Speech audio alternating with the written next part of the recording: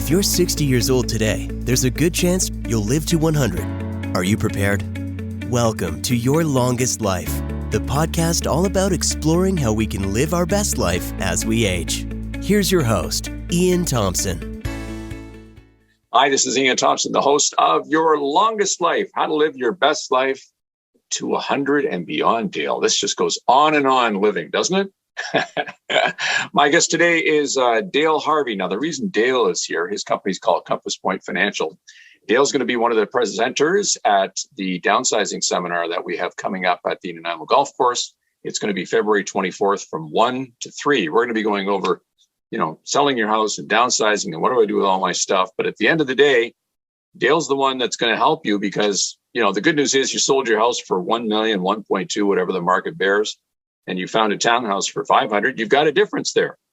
And Dale, that's where you help people, right?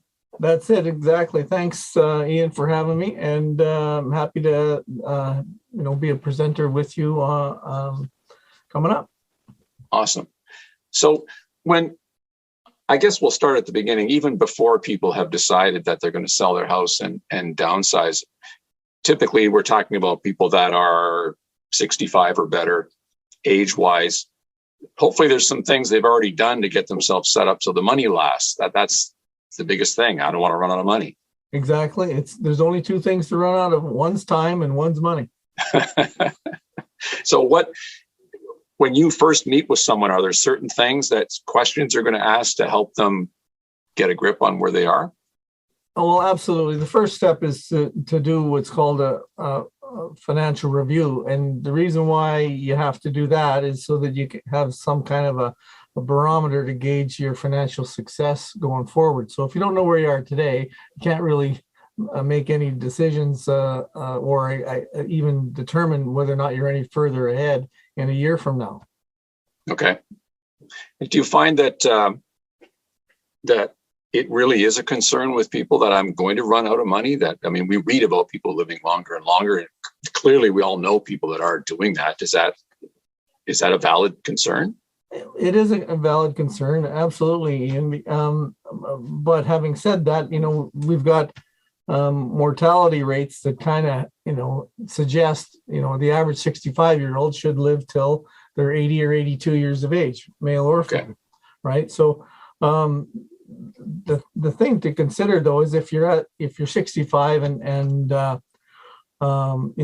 you're making this big change in your life by downsizing, you don't have a whole lot of time left to make too many mistakes, right? So you got a 15 or 17 year plan. You can't really afford to make too many mistakes because you don't have enough time to recover. So it's very important that you make the right decision. And as I've alluded to, you got to make sure that you've got someone that's working with you to help you make those informed decisions. Now, it seems like something that you wouldn't want to do on your own. I'm sure people do. I don't, but I'm sure people would think, oh, geez, I get the Globe and Mail. I look online. Yeah. I can just do this myself. You want to speak about that? Yeah, well, to that end, this decision that you're making to downsize, it is one part of your overall financial plan. But when I'm talking to people, generally speaking, about financial planning is like a wilderness fishing trip. And the objective is to get and keep as many fish in the boat as you possibly can. And everybody has the prerogative to go and stand on the shore and do what they want and try and catch a few fish. But, I believe, and it's been backed up by a study by Fidelity, that people that have an advisor in the canoe with them these people are going to end up with 2.5 times more assets at the end of their life than they would by trying to do it themselves. So a financial advisor is your guide on this wilderness fishing trip to help you make sure that you avoid the rapids and you get as many fish in the boat as you possibly can. What would be the biggest risk to someone who's 75 and comes into this lump sum of money?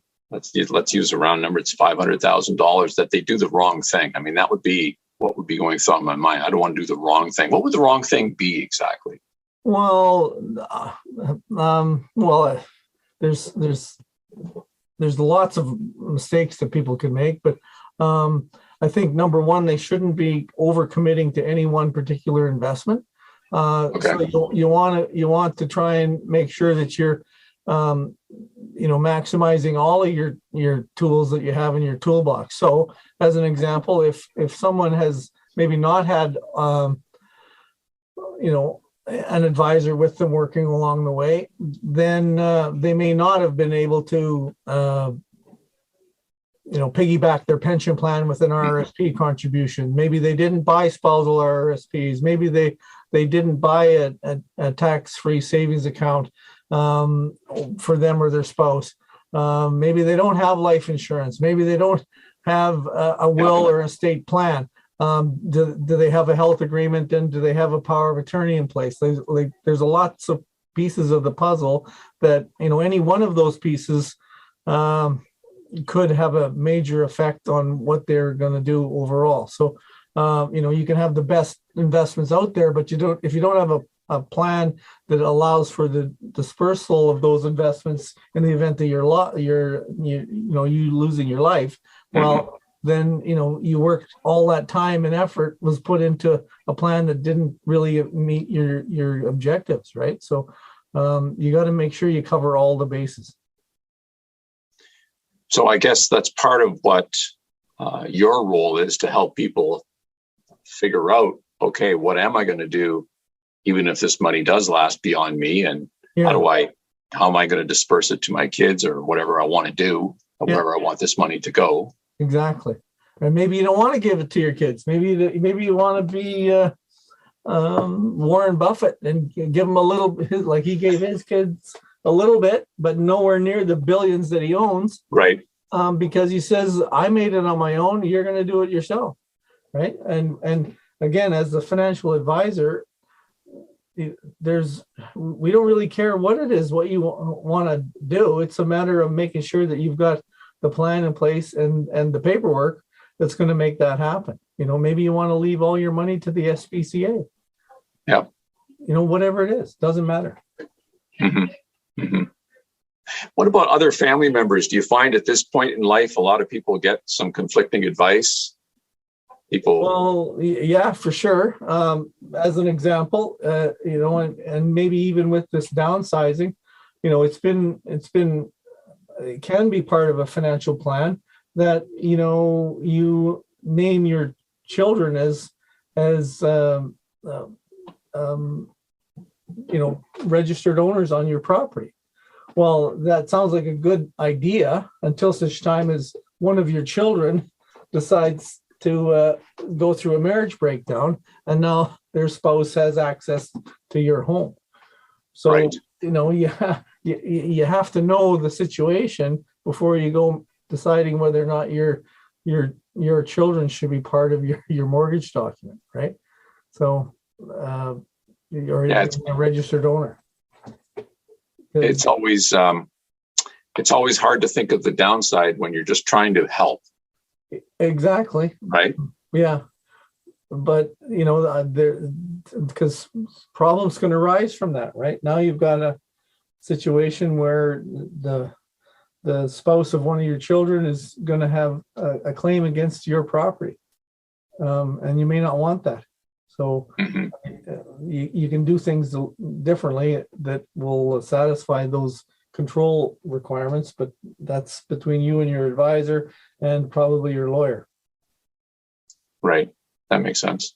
Yeah. And sometimes people aren't buying again, so they're renting. So they might even have more money to invest or do something with. I mean, exactly. So then the housing market right now is so tight. I do have, more than a few people thinking, "I forget buying again. I'm just going to find a place to rent." Well, and it makes sense. So, if you can find a rental property and you can take the gains that you realize, which at this stage are still not taxable, right? The sale of your principal residence is not a non-taxable event.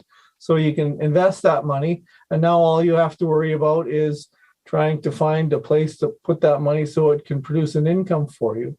But again, you want to try and choose the right combination of investments, right? So if you don't have a TFSA, you should certainly be looking at one of those.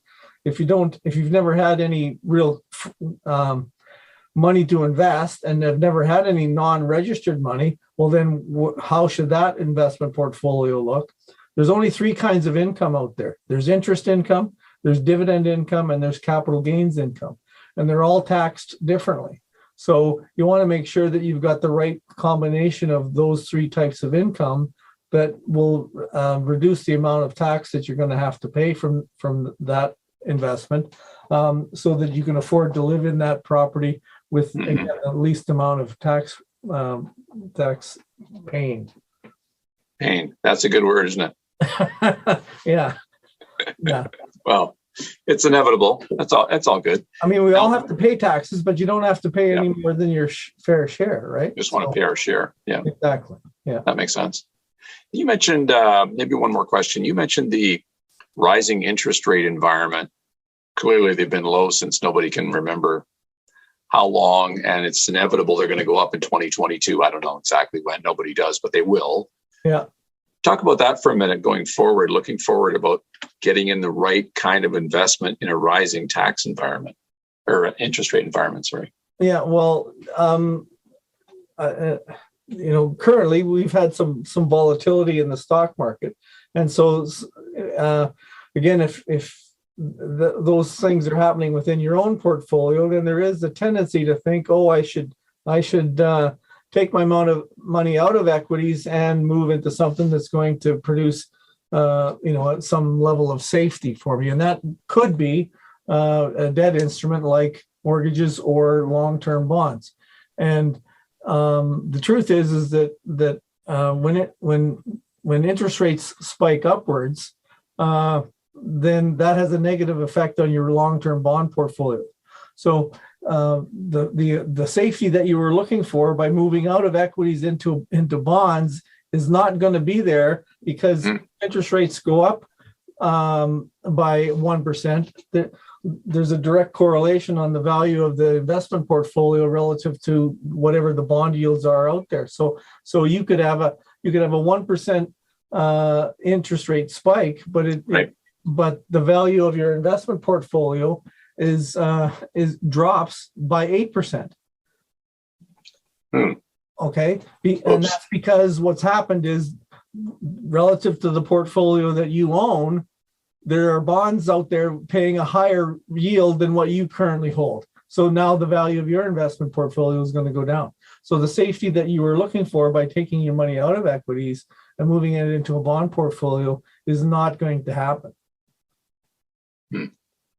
So right away, I can see the benefit of obviously not doing this myself, because there's just a lot of... Leave it up to the professionals and the portfolio managers to say, okay, we're not investing in long-term bonds. We've shortened our yield to maturity to 5 to 7 years. So then the volatility doesn't happen as drastically as if you have a 30-year portfolio. Dale, it's going to be great. Your presentation is going to be so good, because we're all interested in this. We have to be interested in it.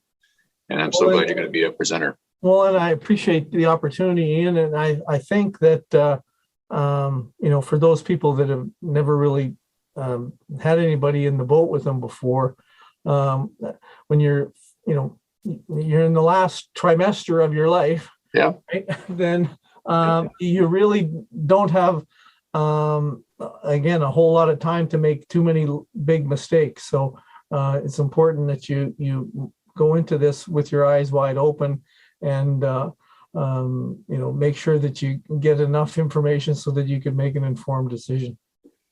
Excellent. Let's leave it there. Dale Harvey, thank you for joining us today. And how do people get a hold of you, Dale? You can reach me. The quick and easy is 250-616-7595. You can call or text anytime. And you can also find my website at compasspointfinancial.ca. Excellent. And don't forget to reach out to me at 250-616-3641 if you'd like to come to our free downsizing seminar. It's going to be February 24th, 1 o'clock till 3 o'clock at the Nanaimo Golf Course. It's going to be excellent, and we hope to see you there. Dale, you have a great day. Same to you, Ian. Thanks again. Okay, bye-bye. Thanks for listening to Your Longest Life with Ian Thompson. If you found this episode helpful, please subscribe and share it with others. For more info, articles, and to get in touch with Ian, visit yourlongestlife.com.